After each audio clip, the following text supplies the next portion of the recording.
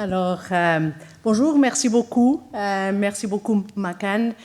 merci beaucoup ma chère amie Laurence. C'est vraiment un grand honneur d'être ici parmi vous dans cette institution légendaire, le Collège de France, et aussi d'être parmi vous dans un colloque avec un sujet tellement intéressant et d'actualité. Je passerai aussi à l'anglais, vous m'excusez pour ça, mais je parlerai sur un sujet qui, comme ma bonne amie et collègue Niloufer Oral a mentionné, on est en train de travailler sur ces sujets à la Commission de droit international, et même si la Commission est un organe multilinguel qui travaille dans les 6 langues officielles des Nations Unies, donc le français aussi, je travaille sur ce sujet, surtout en anglais, alors pardonnez-moi, je parlerai en anglais aussi aujourd'hui. So I thought I would speak to you about one specific, it's a specific aspect, but it could be an illustration of the link between environment and international environmental law and human rights, and the human dimension of environmental issues and climate change. And I'm very happy to have followed the presentation by Professor Niloufer Oral, who has spoken to you on the issue of sea level rise already from the perspective of the impacts on maritime zones and maritime delimitation. But because of the title of the panel and also because of the specific issue that we're dealing also in the Commission, I will be speaking to you about the human face, as I sometimes call it, of sea level rise, and that is the protection of persons affected by sea level rise. And this is a way to try to address the broader issue that Professor Mbengue has just identified, the issue of the protection of persons that are displaced in the context of climate change. Of course, sea level rise is only one of the adverse impacts of climate change, but it's one that has the potential to affect both the 3 elements of the state, the government, the territory, but also the population. And perhaps more than others, other phenomena of climate or other adverse impacts of climate change, it is one that has a bit of an irreversible character because once you have islands or low-lying coastal areas inundated, it is probably difficult to reverse that. So I'm going to focus on the protection of persons affected by sea level rise as an issue that would allow us to discuss what would be the building blocks for the legal protection of persons displaced in the context of climate change. And of course, what I'm going to be saying is very much linked to the work that we're doing in the International Law Commission. Niloufer has already explained well how the topic came into the agenda of the Commission after also the ILA committee, where I also see Nella here as a colleague, and I'm also in that committee. It has treated that issue, and then the ILC took it up with strong support from member states in the General Assembly, and including a proposal by Micronesia. And we've put the topic on the agenda, and we are addressing 3 different aspects: law of the sea, statehood, and the protection of persons. So I'm going to use our work that we're doing currently in the Commission, and we hope to finish the study by 2025, to discuss legal blocks for, building blocks for legal protection of persons in the context of climate change, focusing specifically on the issue of sea level rise. So on sea level rise, just a little bit more background in terms of the threat. Sea level rise poses a significant threat to small island states and low-lying coastal areas around the world. And among its physical impacts, rising sea levels expose coastal populations to loss of land, to erosion, inundation, wetland flooding, and increased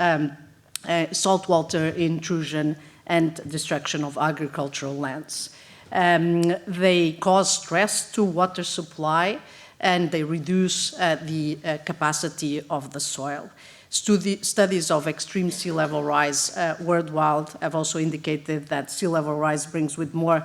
it more frequent extreme events that are driven by severe weather, such as tropical cyclones, storms, and they aggravate together these impacts. It is a phenomena that has multiple dimensions and an intensity that has the potential to affect the enjoyment of human rights. It's not uniform across time and space, but depending on the local conditions, it has the potential to affect the social, economical, environmental, and cultural consequences for human lives and living conditions in coastal and low-lying areas. They threaten all aspects of human life: mortality, livelihoods, industry, food, water security, health, well-being, homes, land and other property, infrastructure, critical services, and cultural heritage. So, although sea level rise is not per se a violation of human rights, it has the potential to adversely impact the enjoyment of human rights, from economic, social, and cultural rights to civil and political rights, especially those of already vulnerable populations and groups, including women, children, older persons, and indigenous groups and other traditional communities. Of course, in resilient communities, the physical impact of sea level rise and associated extreme weather events that fall short of total submergence could be overcome by mitigation and adaptation strategies. However, in more extreme situations where the habitability of coastal and low-lying areas is jeopardized and adaptation and mitigation measures prove inadequate, such disruption may have a serious impact on the lives of the local inhabitants, potentially leaving them with no choice but to relocate and migrate. So it is a phenomenon that has an impact that may lead to significant internal or international movement of persons. Estimating the magnitude of such relocation or migration is challenging because the impact of sea level rise interacts with that of other economic, social, and political factors that force people from their homes. In the past decade, 83% of all disasters triggered by natural hazards were caused by extreme weather and climate-related events. According to the International Monitoring Displacement Center, weather-related disasters caused the internal displacement of 23.9 million people in 2019 alone. Other studies estimate that 146 million people will be at risk of having to be evacuated from their homes over the next century over to the adverse impacts of climate change, including sea level rise. And statistics are showing that human mobility caused by climate change effects is now higher than, for example, the movements of persons caused by conflict. Most involuntary relocation or displacement in the context of sea level rise will be internal first, but without timely and proactive interventions, displacement to other states may become inevitable. In either scenario, given that this is in principle, as I said in the beginning, an irreversible phenomena, sea level rise is more likely to cause long-term or permanent movement of persons than other form of environmentally induced human migration. The partial or complete inundation of state territory, of course, then it will have an impact on the populations in those areas that are often densely populated. Most of the world's population lives in coastal areas, and sea level rise jeopardizes the ability of such areas. So a key issue to address is both the situation of persons that are displaced or have to migrate due to sea level rise, but also the human rights aspect of those that are able to stay or that wish to stay in spite of sea level rise. What we've done in the Commission so far has been a mapping of the potentially applicable legal frameworks, and the conclusion so far is that there isn't a dedicated legal framework that is specific to the protection of persons affected by climate change, including by sea level rise. But so I mean, the idea that sometimes we hear about climate refugees, it's not something that exists in current international law. But of course, because of the impacts that persons affected by sea level rise may face, there are some specific needs that need to be addressed. And what the Commission is doing currently is looking at the existing legal frameworks that are potentially applicable to see what are the existing provisions that are helpful, and whether there are limitations, gaps, and there is a need to go for a more coherent, comprehensive, and specific legal framework. Another aspect that we've been discussing, and I've been putting this so far more in terms of a human rights perspective, but we have the experience already of dealing with the protection of persons affected by disasters, of which sea level rise is a type of disaster. And in that, in the context of that discussion on previous work that the International Law Commission has done, there was a very interesting discussion that the notion of protection should be more comprehensive, in the sense that it should include a rights-based approach, so the use of the human rights provisions as a framework, but also a needs-based approach, in the sense that the needs of the affected populations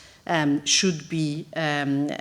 also be contemplated, and it would seem that in this case also the combination of a rights-based approach, more based on the human rights framework, and a needs-based approach, more based on a humanitarian assistance framework, would also be useful. So the protection of persons would be seen as protection in the sense of meeting the needs of the affected populations, but also with a response in full respect for their human rights. The potentially applicable legal frameworks are, of course, human rights law, refugee law, migration law, international law concerning disasters, international law concerning climate change. And we've also been looking at state practice to see what states and also international organizations have been doing to address this issue. Of course, when one thinks about the International Law Commission, one thinks about the traditional mandate of codification and progressive development in areas where state practice is already quite developed, but here the feeling was that if you wait, and I think Nilofer pointed to that too, if you wait too long, then maybe the response of international law would come too late if we are waiting for too long for the practice to fully develop. So, and although this issue has been in the radar of the international community for some time, we see that now, it's only now that states that are, especially the ones that are more affected, are thinking about it, taking some measures, and the preliminary assessment of the practice of states show that it's still scarce at the global level. It's more developed in states and regions that are more exposed to sea level rise, such as the Pacific Island states and states with low-lying coastal areas. Certain third states that may be exposed to an indirect impact because of the displacement have also started to take legal or policy measures to prepare for such a possibility. But we're still in a moment where the practice is scarce, it's non-specific to sea level rise, it's more general about climate change, and international organizations and bodies that have mandates in the field of human rights, displacement, migration,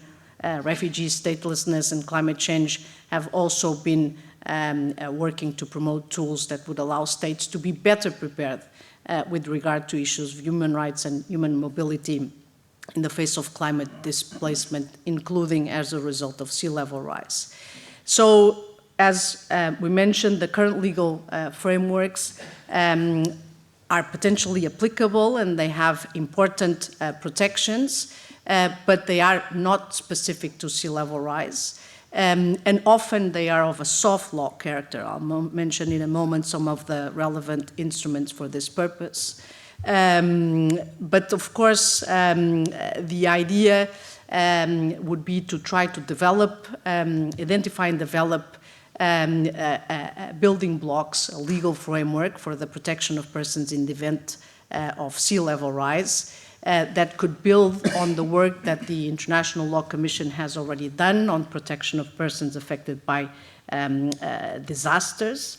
looking at the permanent consequences of sea level rise and taking into account that character.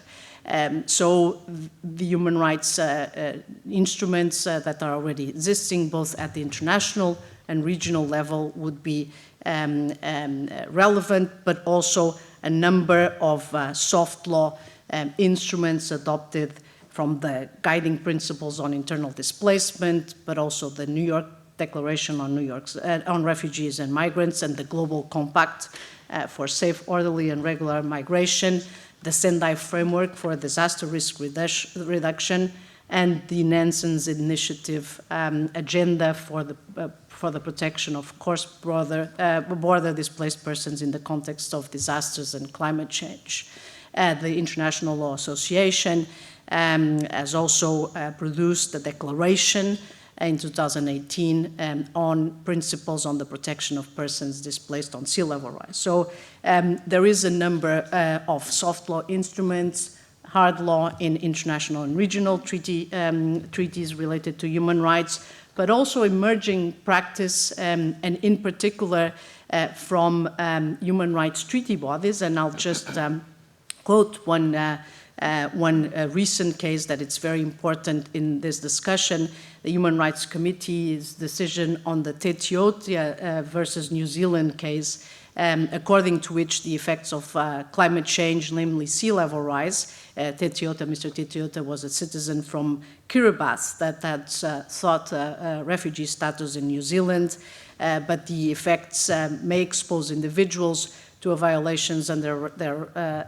the Article 6, which is the right to life, and Article 7, the prohibition of torture, cruel, inhuman, and degrading treatment of the International Covenant on Civil and Political Rights, thereby triggering non-refoulement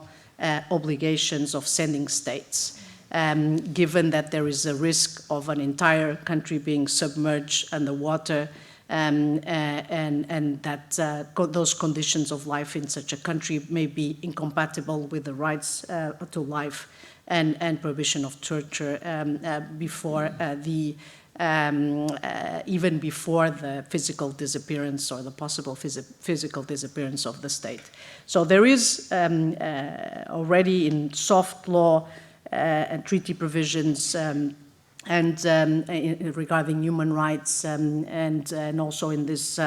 emerging decisions of human rights treaty bodies, this idea that there are, even in existing law, but of course then it would be up to states to see if we can take this forward and have something more specific, but even in existing law, a number of principles that would be applicable and would be able to constitute these building blocks for a legal protection of persons displaced by climate change. So, for example, these building blocks are the idea that human dignity is an overarching principle, also for the protection of persons affected by sea level rise, that we can combine these needs-based and rights-based approaches as the basis for a legal protection of persons affected by sea level rise, that there is already an existing legal framework in terms of human rights, both civil and political, but also economic and social cultural rights, that would be relevant in the context of the protection of persons affected by sea level rise, and in particular, for example, issues that may be would not come immediately to mind, but that are quite relevant and that were already mentioned. The importance, for example, of the procedural rights in terms of consultation of affected populations. That's an extremely relevant issue and an important human right for this purpose, the consultation of the affected populations that have to be relocated or that may have to migrate abroad, the protection of cultural rights, for example, the tradition, and I think we'll hear a bit more about this. In many of these situations, it's indigenous peoples that are affected, and there's a very strong sense of community and cultural heritage. And I say this also because we've been recently, Nilofer was also there, we've been recently to Fiji in a meeting with the Pacific Island Forum member states, and in discussions about the protection of persons. These two elements of consultation of affected populations and protection of cultural heritage came out as immediate things that can be done, but also very important ones. And only, for example, the issues of right to life would come later, also because of the fact that sea level rise is a slow onset event, and that this is already taking place, but taking place in a phased way. So then also the idea that we can also clarify a little bit better the obligations of the human rights duty bearers in the context of sea level rise, the states of the affected populations, but also other states, the issues related to the protection of persons that are in vulnerable situations, like women, children, the elderly, indigenous peoples. The relevance, and this is taken from, of course, the Tetiota case, the relevance of the principle of non-refoulement in the context of persons, the protection of persons affected by sea level rise, the implications of the soft law instruments that I mentioned, including the Global Compact on Migration. Ideas, although the refugee notion, the refugee status notion is not applicable, but can we apply the complementary protection that is also provided in international instruments? Can states grant humanitarian visas and take similar administrative policies for the protection of persons affected by sea level rise? How can states also adopt tools to avoid statelessness in the context of sea level rise? I mean, there's an idea that sea level rise with the disappearance of the state, the possible disappearance of the state, will produce statelessness. But even if we're not there yet at those extreme situations, the increasing mobility of persons may result in situations of statelessness, and so states can start adopting legislation to prevent those situations to arise. And then, of course, last but not the least, the idea that the principle of international cooperation, including through institutional paths for interstate, regional, and international cooperation regarding the protection of persons affected by sea level rise, can also be developed from a legal perspective. So, in existing law, to sum up, there are already a number of protections that one can try to identify and apply to the specific context of persons affected by sea level rise, and I think by analogy also to other situations of climate change adverse impacts. Perhaps in the future there will be room for dedicated legal instrument, maybe at the regional level, as we have, for example, the Kampala Convention in the context of the African Union that has, specific provisions that are hard law and that relate to the application in a specific region. But I think that we have already in current international law a number of important provisions for protection that are important to put into context, and we'll see then after the work of the Commission is completed, where we'll do a final report with recommendations and conclusions, whether, for example, and there's been some discussion about that, There could be a General Assembly resolution to try to sketch out these building blocks, but that, of course, will not be the task of the Commission, but it will be the task of Member States. So I will conclude with that, and merci beaucoup de votre attention. Thank you. Thank you very much, Patricia, for this very insightful panorama. Listening to you, I was wondering whether your presentation actually was not a good illustration of the discussion in the previous panel, puissance versus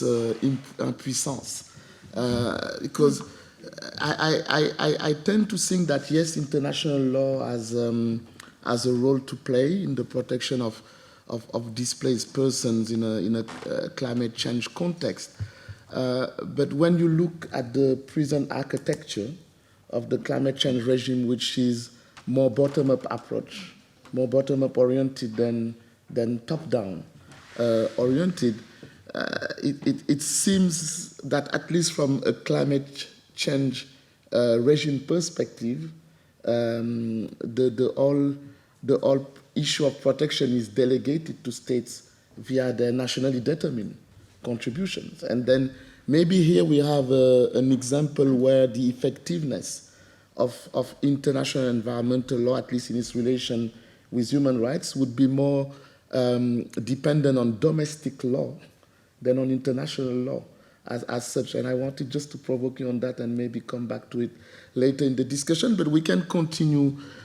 now with what I call evolutive alliances between environmental protection and human rights. And of course, when we think about those evolutive aspects, the dynamics between environmental protection and the rights of indigenous peoples is, of course, a very important aspect to explore. And we have the pleasure and privilege to have with us Professor Sarah Sek, who's associate professor at the Yogis and Cody, who's associate professor and has the Yogis and Cady Chair in Human Rights Law at the Schulze School of Law, Marine and Environmental Law Institute of Dalhousie University in Canada. Sarah, you have the floor. Thank you.